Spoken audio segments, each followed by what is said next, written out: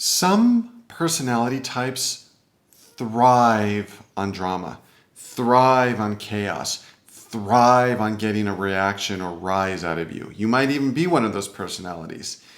And it's very typical with narcissists or sociopaths that they feed on your energy. They feed on your reaction. They feed on getting a rise out of you. And there's a strategy called gray rock where you become like a dull, boring gray rock. You become unresponsive to them poking at you or even punching at you. And it's something that some of my clients have family members, parents that can be very toxic and can be very frustrating and difficult and painful to deal with. I recommend with those clients first starting with setting a boundary, letting them know that their behavior bothers you and that it's unacceptable. And you can talk, you don't want to attack them. You can talk in what's called nonviolent communication. It makes me feel bad when you judge or criticize my boyfriend or girlfriend. I need for you to accept the new job that I took, even though it's not what you want me to do or what I'm studying at university or what career path I'm on. Because what you do, especially with narcissists, is a reflection upon them. So they have a vested interest in influencing, controlling, manipulating what you do because they will tell their friends about it. They want to be able to vicariously live through you. They might feel like they failed as a parent if you do not live according to what they feel is best for your life. And some people are very overt with it. They'll just be straight up with it. Other people will be covert with it. It'll be a little bit more subtle, but it's there. And one of the best weapons or defenses we have against this is just simply no longer reacting to it. Some of my clients will get frustrated, will get angry, will fight back, and then it escalates. It's like adding fuel to the fire. It escalates the situation. And what it signals to the narcissist or what it signals to the person who's trying to manipulate you is that, oh, this strategy works. In a way, I'm punishing them. I'm getting a rise or reaction or making their lives difficult or uncomfortable so that they'll eventually give in to what I want them to do. And we don't want to reward this poor behavior at all. And gray rock allows us to do that. So let me give you an example. If the person says, I don't like the person you're dating. They don't have a good job or they're overweight or they are a loser or whatever it is that they say, you can defend it by saying, oh, no, he's a really good person. Oh, no, he's looking for a job now or he's going to get a job or he's about to get a job. And then they'll attack that. So you give them ammunition. You could say, oh, he's really smart. And they'll say, no, he's not smart. Look at, what he's doing with his life. And you don't want to do that because you're just giving them something to sink their teeth in to attack you. So what we do is we say, the one phrase I really like, and it doesn't only have to be with narcissists, is people that will criticize you, judge you, is just say thank you for your opinion. I love that one. That's the one I use a lot. And it's something that helps the other person realize it's just simply their opinion. It doesn't mean what they say is factual or true, but it's just their opinion. And then not allowing them to put me on defensive. And it's amazing how quickly we go to defense mode. When someone criticizes or judges us, there's something in our evolution that needs to defend ourselves because we don't want to be ostracized from the tribe. And it really takes practice to bite your tongue when someone judges or criticizes, says something negative about you, to just sit there and say nothing. It is extremely challenging, but it demonstrates confidence that your opinion of me does not affect my opinion of myself. If you have valuable feedback, I'll take it in, but I don't need to convince you that you're wrong about how you feel about me. Now, if somebody asks, then that's a different story. Or if it's a very unique situation where you have to correct something that they said is just completely incorrect. Like they say, hey, you came into work late today, and they're saying it in front of your boss, and you actually came to work on time, but you were just working in a different room or something, a different part of the office, then that needs to be corrected. But for the most part, let them throw their darts and their arrows, and you just be non-responsive. And so thank you for your opinion, or something like, I'm okay with the mate I chose, or I'm okay with my boyfriend. How could you be okay with your boyfriend? He's this, that, and the other. Don't take the bait. Say, that's fine. I'm okay with him. Well, why are you okay with him? I'm not going to answer that.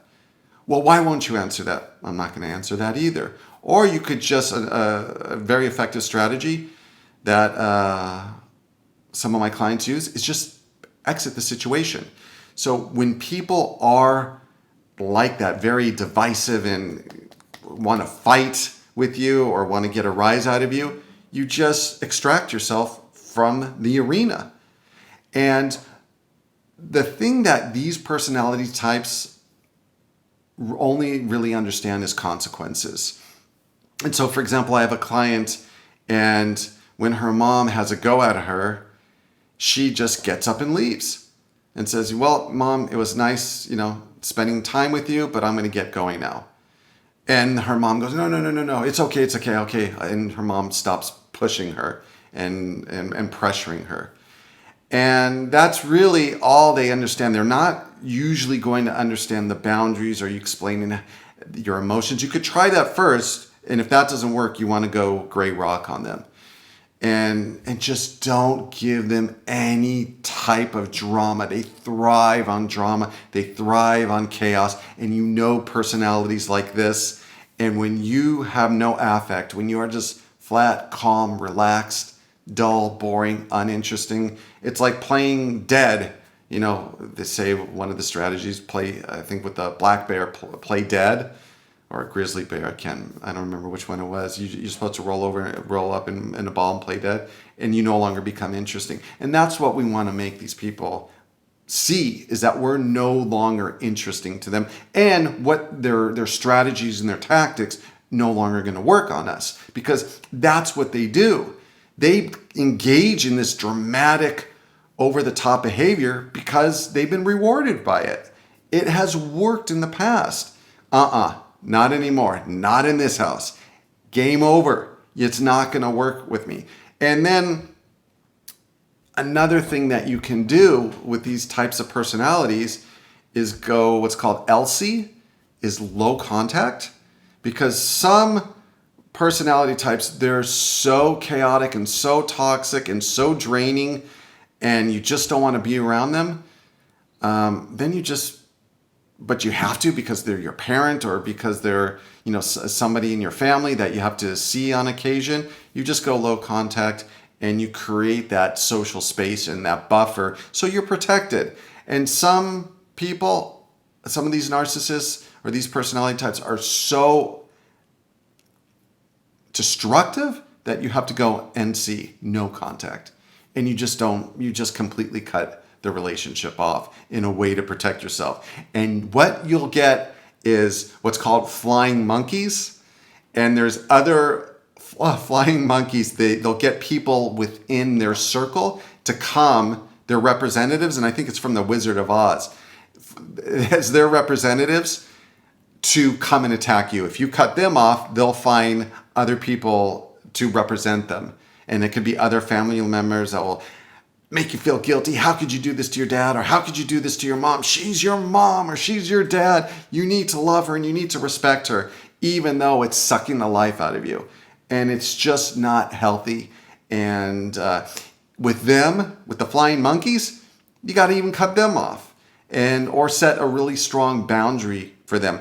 Because what the narcissistic personality will do is they'll distort the truth. And they'll say everything to these people to make you look bad and make themselves look good, so you can clear the record and set them straight in what actually happened.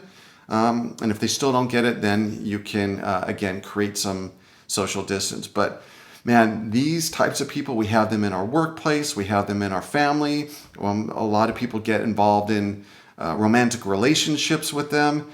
They are very manipulative. They lack the ability to empathize and understand things from your perspective. They focus on their needs and their wants and their desires, and they're extremely selfish, and you really got to beware and be safe. A lot of people are in relationships with these types of personalities, and they feel, it's called gaslighting, where they feel like, they don't even know what's real and what's not real because they've been so manipulated, so lied to, so controlled that they don't know how to deal with it. And they then blame themselves and think, oh, something's wrong with me. I'm broken. I'm making this person upset. I'm the bad one here. And it really erodes self-esteem and your self-worth. And I've read, they could be up to like 15%, 12% of the population. So, figure like 1 out of 10 people that you meet is going to have, to one degree or another, this type of personality. And if you don't want to become their prey. And when you know what the enemy's modus operandi is, you can stay safe and protect yourself. Thanks for tuning in. If you enjoyed this video, please like and subscribe. Comments are greatly appreciated. I offer affordable life coaching, and the consultation is absolutely free. The first session is 50% off, so you could give it a try. There's absolutely no obligation, and it's something that everybody benefits from. Having someone having their own personal life coach that's not a family member, that's not a friend. I've been doing this close to 11 years now, and this is all I do, and this is what I love and what I'm passionate about, and I really enjoy sharing these videos. If you'd like to support the channel, there's a PayPal link in the description. Please comment. I read all my comments, and share the video with others if you liked it. Thanks for tuning in. Until next time, bye-bye.